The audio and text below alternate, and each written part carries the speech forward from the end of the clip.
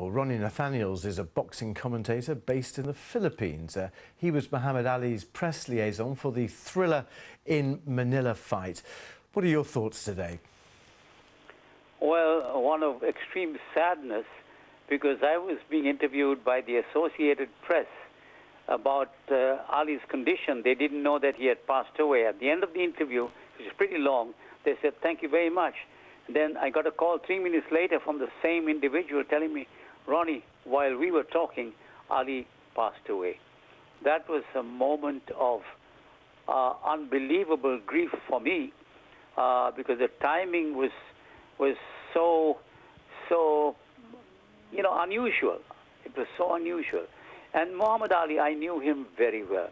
He was a wonderful human being. And like George Foreman said very correctly, you don't remember him as a boxer. You remember him as a consummate human being. And that's the way I like to look at Muhammad Ali. He was the greatest in terms of boxing, but he was greater than the greatest in terms of his human dimensions.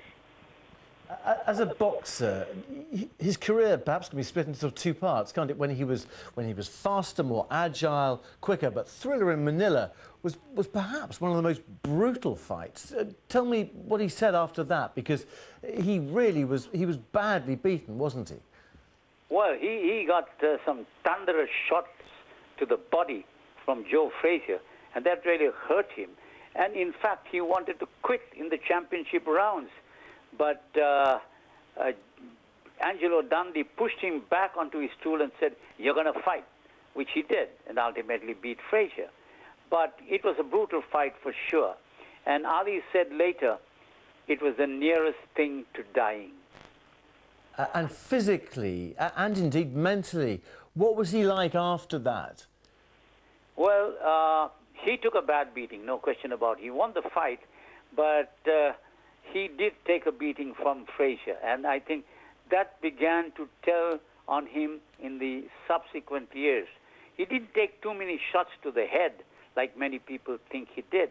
He took the shots to the body that were debilitating, and that's what hurt him the most. But his Parkinson's, as some people say, was not the result of his boxing and taking shots to the head, because nobody could really connect to his head, because he was so agile, he moved so well. But ultimately, like Freddie Roach, the trainer, is suffering from Parkinson's disease, because Freddie Roach is a fighter.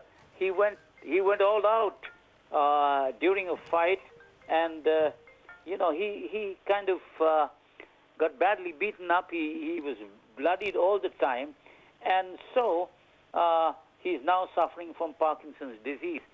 But Ali was something different. He was too quick, too fast, too smart, and too skillful to be able to be nailed like that, like Freddie Roach was.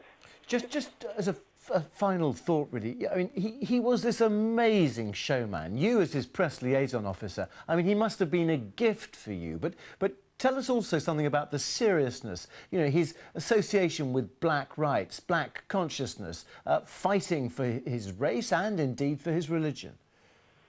Yes, he did. As a matter of fact, there are a couple of very interesting stories about him in the Thriller in Manila. There was a dinner hosted by Nene Araneta, the owner of the Coliseum, and there Ali met three beautiful models, lissom lasses from England. And they invited him to come over to their room after the dinner. And he whispered to me, "Hey, brother, we'll get rid of all the people around me, and just you come to my suite in about 10 minutes, and we'll go and visit the girls." And we did. And he asked for orange juice, sat down on a sofa, and he preached about Islam until 3 o'clock in the morning. And then when we got out of the room and went to his suite, he said, "I fooled them, didn't I?" He did, didn't he? He did. He certainly did. Yeah. Ronnie Nathanielsz, thank you very much indeed Most welcome. for speaking to us here on BBC News.